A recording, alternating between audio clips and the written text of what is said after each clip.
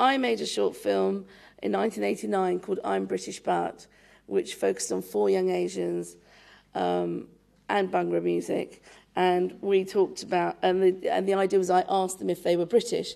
But the 4 people I focused on were all Asian, but one was from Scotland, one was from Northern Ireland, one was from Wales, and one was from England.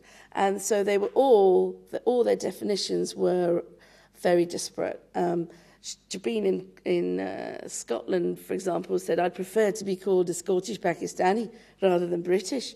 And the Welsh guy said, I belong in the Rhondda Valleys, and so forth. And the Northern Irish guy was very much Northern Irish identified. And so you suddenly got this sense of a Britain coming alive, which then allowed me to then make Bhaji on the Beach, because Channel 4 then felt, oh, here is someone with a different a voice, someone here with a voice, and so I was given the opportunity to make a feature film. So I thought, this is it, this is great, I'm on the way, fantastic, I'm making my own feature film, I've got this budget of £1 million. When I started making the film, interestingly, it's a story that I've told before, but Barclays Bank was the bank at the time, the preferred bank for films, and the Southall branch of Barclays Bank was somewhere where my dad had gone into in the 60s.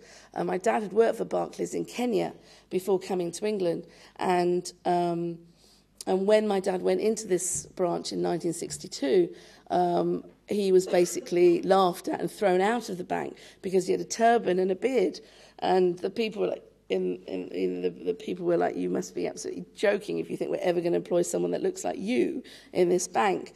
So he was left out. So 30-odd years later, with Bhaji on the Beach, my £1 million production cheque went straight into that branch, because that's where we shot the film. And that gave me a tremendous sense of satisfaction. My dad, to some degree, although he thought I should have bought 5 houses with the money instead of making a movie, I thought it was all wrong. Why do I want to make a film? What a waste of money. Anyway, that's a different story.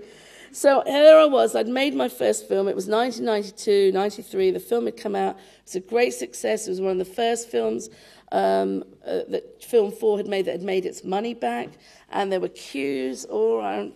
I went to the local cinema in Tottenham Court Road to see it, and there were queues outside going around the block, and I was seeing all these Indian students from UCL going, and they were bringing their parents, and it was something I'd never seen. So I felt a tremendous sense of satisfaction. I thought, okay, this is great. Here's a film, loads of Asian women on the screen, loads of, it's a woman's perspective, it's domestic violence, black and Asian relationships.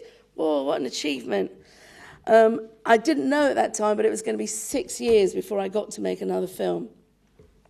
And try as I might, I just could not get the finance to make another film. I worked on so many different projects. I tried working with other writers. I tried getting signed up to work on other projects, tried working on some of my own. Just could not get another film off the ground, which was terribly hard given the fact that I'd tasted success. So I remember at the time my producer, Nadine, who was a Caribbean woman, and she was like, well, we can always go to Sainsbury's. We can always go and work in Sainsbury's at the checkout. And that was our big sort of gag, we could always do that. And it was very hard.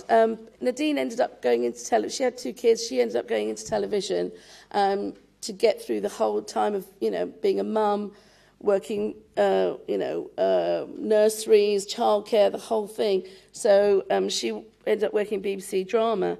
I, at that point, didn't have children, so was able to rough it a bit longer.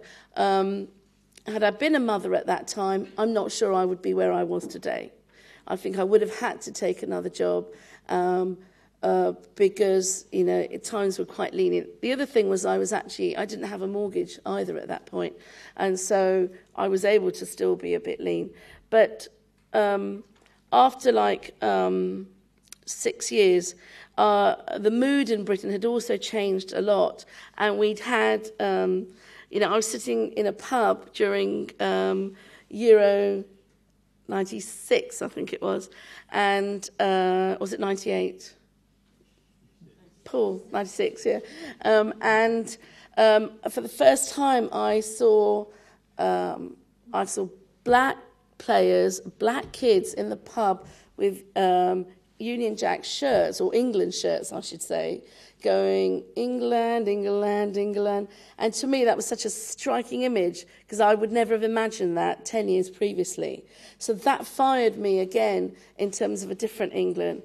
So I thought, right, sod it, I'm going to sit down, I'm going to write the most commercial movie I can in Britain today, and it's going to be about football, but I can't write about men and football, but I can write about an Indian girl who wants to play football, and I'll put Beckham in the title, because then it'll get taken seriously. And that's exactly what we did. We put Beckham in the title because we knew then people would take it seriously. And we wrote to David Beckham and said, can we use your name? And you know, we can't pay you anything, but, you know, it's a film about girls and football. And he wrote back, his representatives wrote back and said, no, David is a great supporter of women's football. He'd like to see more families on the terraces. And so he fully supports, you know, the use of his name, blah, blah, blah. So we were off and we wrote this script. It was really funny. It was really good. I thought, this is great. Wow, this is the new Britain. This is going to be great. Because I felt the zeitgeist, you know, everyone was ready for something like this. Took me 3 years to get that film financed. Everyone was like, nah, Indian girls can't play football. Who wants to see a film about an Indian girl and football? 3 years of that. And at that point, that was the time I was about to give up. Because I thought, you know, I've tried everything now. I've tried...